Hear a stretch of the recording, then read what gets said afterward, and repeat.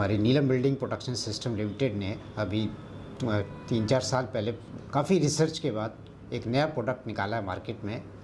उसका जो है नाम है बॉन्ड WP440। ये प्रोडक्ट ऐसा है जो कि हमने कई चीज़ों को मिक्स करके एक प्रोडक्ट बनाया था। तो इसमें सारा कुछ प्रॉब्लम सॉल्व हो जाती हैं इसमें। तो जो भी जहाँ भी लगाओगे, जहाँ शोरा है आपके प्रॉब्लम है, उसका पुराना प्लास्टर निकाल के वॉश करके आपके इसकी 6 mm की लेयर आपने इस पर चढ़ा देनी है। ये परमानेंट सॉल्यूशन है। जब तक घर खड़ा है वो आएगा, वो 6-8 महीने वाला नहीं है। ये दिस इज परमानेंट, माने इसके अंदर क्रिस्टलाइजेशन भी है, हाई स्ट्रेंथ भी है और शोरे को बिल्कुल फ्लोराइड सल्फेट जो निकलते हैं वो रेजिस्टेंट पावर भी है और M20 की स्ट्रेंथ भी है। तो ये पूरी प्रॉपर जो है आपकी शोरे को ख़त्म कर देती है। कि जितने भी हमारे घर में हैं ये आम प्रॉब्लम है।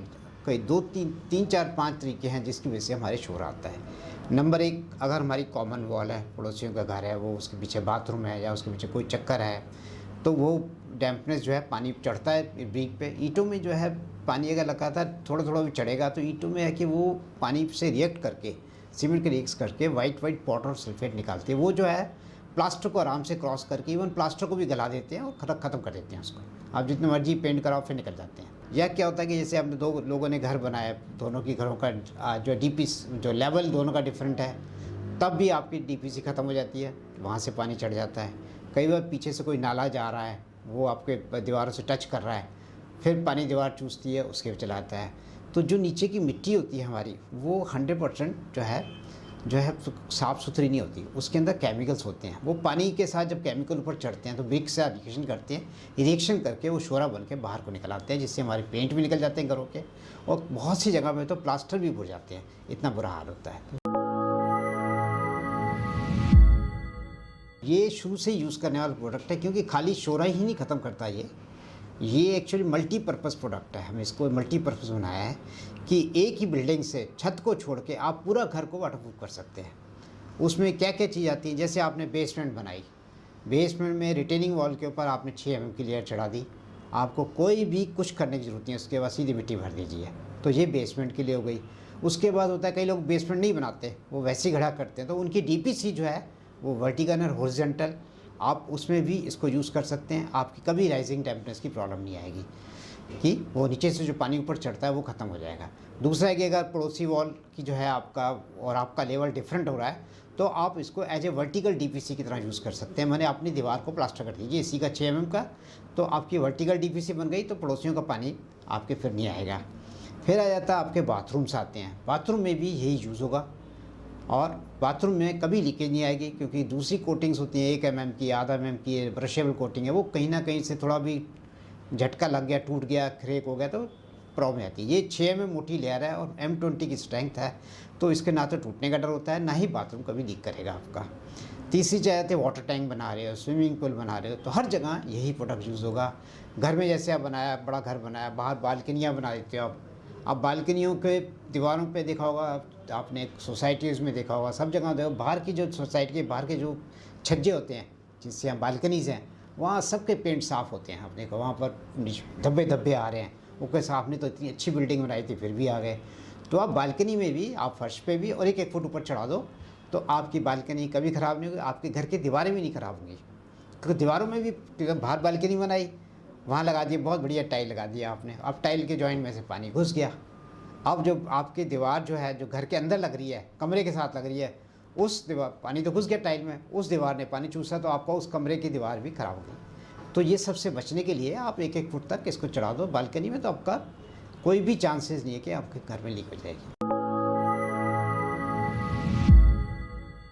जैसे मैं सपोज़ करो इसके ऊपर पानी भर दूँ, पानी अंदर नहीं जाएगा, अब हटाएंगे तो सूखी सूखी दीवार निकलेगी। पर मैं नीचे से किसी ज़ोर से फूंक मारूं प्रेशर के साथ तो बबल बनेंगे, ऊपर एयर निकल रही है। तो इसमें एयर तो पेनिट्रेट होती है पर no moisture, no dampness, no sulphate chloride, वो कोई उस सब चीज़ों को कोई असर नहीं होता।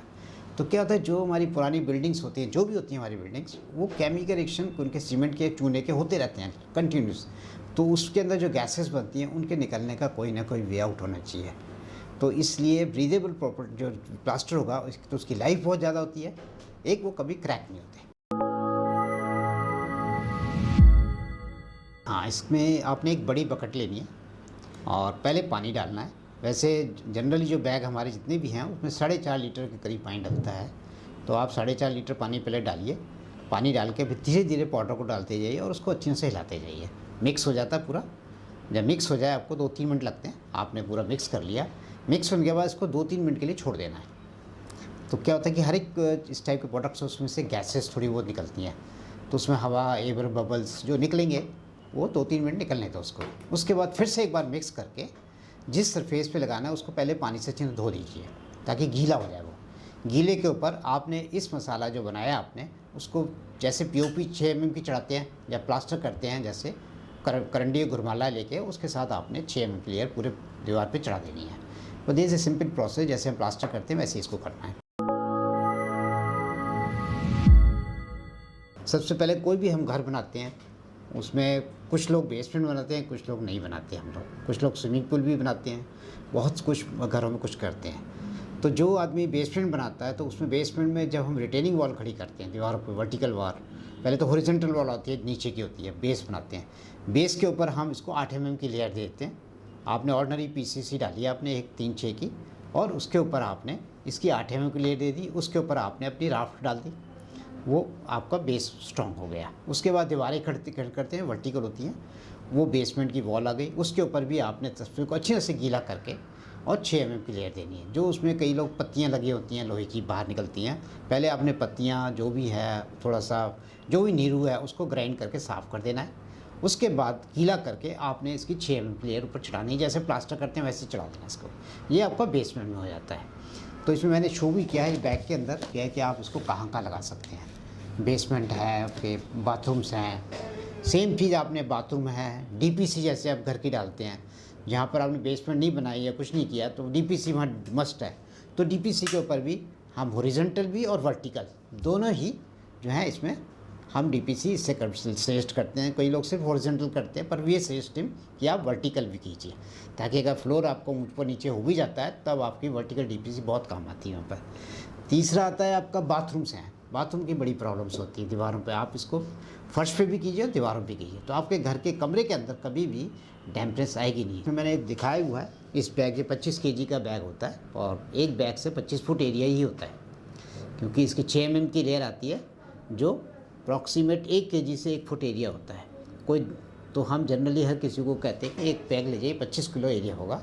आपकी बहुत ज़्यादा दीवारें करीब हैं तो आप एक आध बैग एक्स्ट्रा वैसे ले जाओ कि कम, कहीं मोटाई कम ज़्यादा होती है, पर जनरल जो रूटीन में हम देखा है 25 फुट ही एवरेज आ रही है। ऐसे आप स्विमिंग पूल बना रहे हैं, अपने घर में बना रहे हैं, छत पे बना रहे हैं, आप उसके ऊपर भी बेस में 8 mm का, वर्टिकल 6 mm की बना दीजिए, आपका कभी स्विमिंग पूल लीक नहीं करेगा। और उसके ऊपर आप डायरेक्ट टाइल लगा सकते हैं, फिर कच्चा प्लास्टर साथ ही साथ करो, साथ साथ टाइल लगा सकते, कोई दिक्कत नहीं है।